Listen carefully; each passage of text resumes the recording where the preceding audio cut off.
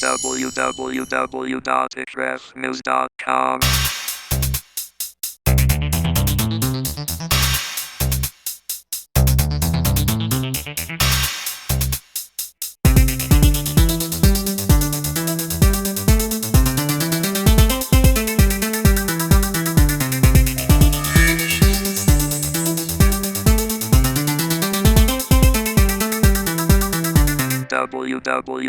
www.expressnews.com. waan aad iyo aadna waxaan u hambaliyanayaa ragga halkan ugu soo booqday ee ka socda Ictiraaf News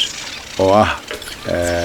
media ordina oo soo koraya waxaan leeyahay oo rag yaryar oo da'yar oo firfircoon ay gacanta ku hayaan waxaan idin leenahay idinkuna door wanaagsan ka qaata oo tub wanaagsan qaada oo wixii dalka iyo dadka u dana inta badan abaara sidaan idin sheegayna arrimaha bulshada u badiya waan idin mahadsantiin assalaamu calaykum بعد اعتراف نيوز وحن لها هاي همبليو عيد أنا وحن لها بش يبرواقع كجارة مرة بعض ما هنقيها صحفيين تا مضح بنان كم دين اعتراف نيوز وبالله التوفيق. waxaan kaloo mar labaad u hambalyeelayaa News Ictiraaf oo runtii News dhalinyarada ku habboon munaasabna ku ah marxalad loo baahnaa ku soo biiray saxaafadda